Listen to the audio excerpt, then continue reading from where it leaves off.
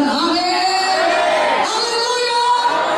Kami kepada hari ini percayalah, karena firman Tuhan berkata kepada kita, akulah Jehovah Rafa, akulah Tuhan yang menyembuhkan engkau.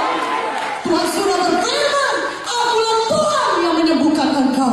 Kenapa kita tidak percaya? Kenapa kita bimbang? Yesus sendiri yang mengatakannya, Tuhan sendiri yang mengatakannya, dan Tuhan tidak pernah berdusta. Dia punya dasar mengatakan itu. Dia sudah mati bagi saudara. Dia sudah berbilu-bilu menanggung penyakit saudara supaya saudara sembuh. Mana amin yang lebih kuat? Amin. Haleluya. Oleh bilu Yesus saudara sudah sembuh. Pada malam ini saudara akui dengan iman dan terima kesembuhan saudara. Bahkan sekarang ini juga. Haleluya. Mari katakan saudara, katakan saudara. Haleluya.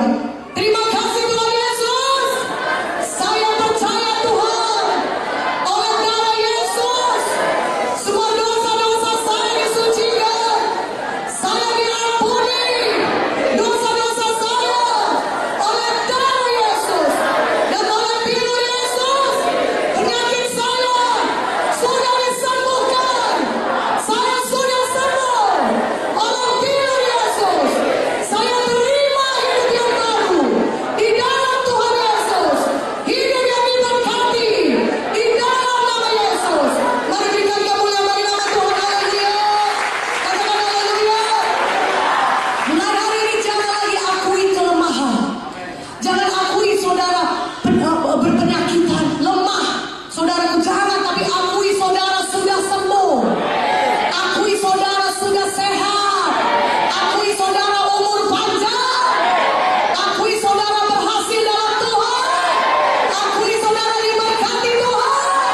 Berikan kemuliaan bagi nama Yesus. Haleluya.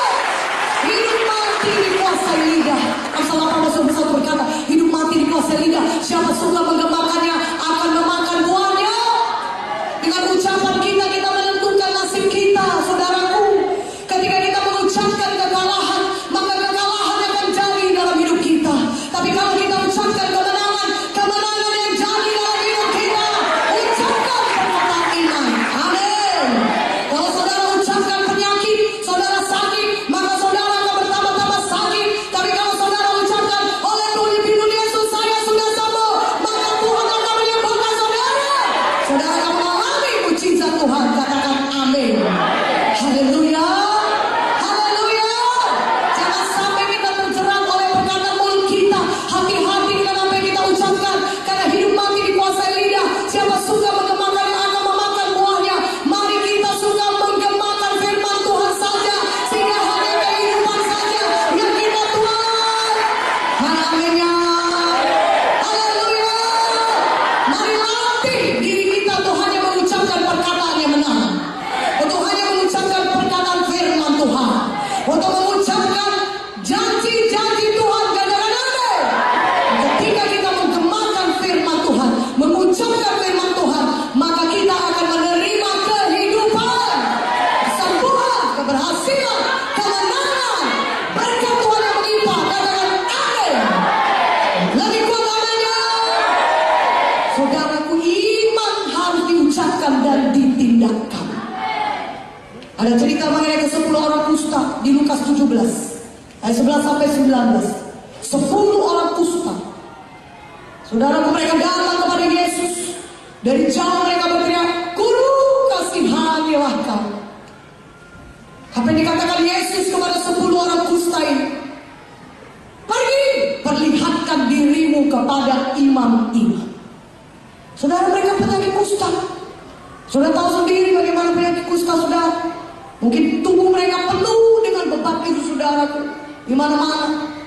Jari-jari kaki mereka mungkin sudah pada puntung-puntung. Jari-jari tangan mereka mungkin sudah tidak ada, saudara. Dan semuanya dibeban. Mungkin kepalanya pun dibeban, tangannya pun semua dibeban. Dan mereka mungkin jalan terpincang-pincang, saudara. 10 orang kusta demikian terpincang-pincang datang mendatangi Yesus. Tapi Yesus berkata, pergi, perlihatkan dirimu kepada imam-imam. Orang kusta ini patuh. Dia beriman. Katakan amin.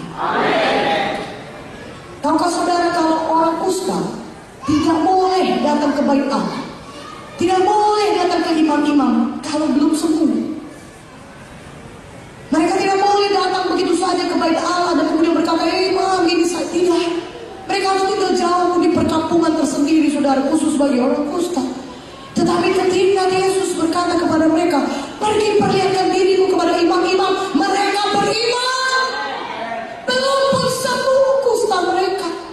Kusta mereka masih lengkap di badan mereka, penuh dengan beban, penuh dengan semua kaki mereka, tangan mereka yang masih puntung-puntung, saudara. Tetapi mereka beriman, mereka tindakan iman mereka.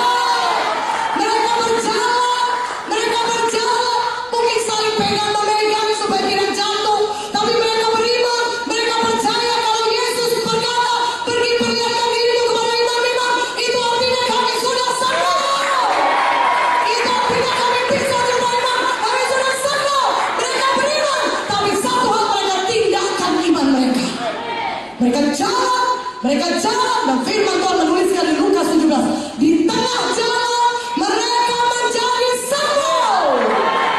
Katakan amin. Di tengah jalan, bukan pada saat Tuhan Yesus ada di situ, tapi mereka beriman, maka mereka sembuh.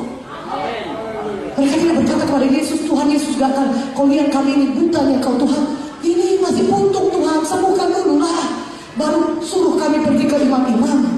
Mana bisa kami menghadapi imam-imam kalau masih penyakit kustaan begini? Sembuhkan dulu dong Tuhan kaki ini, biar bisa jalan ke sana. Bagaimana kami jalan ke sana begini? Masih kusta, kami masih diusir. Tidak, tapi mereka beriman. Mereka bertindak dengan iman mereka. Saudara juga, mari terima kesembuhan saudara. Bertindak dengan iman saudara. Masih sakit di sini, tapi saudara mulai menggerakkan badan saudara dan berseru, ucapkan pengakuan iman, katakan,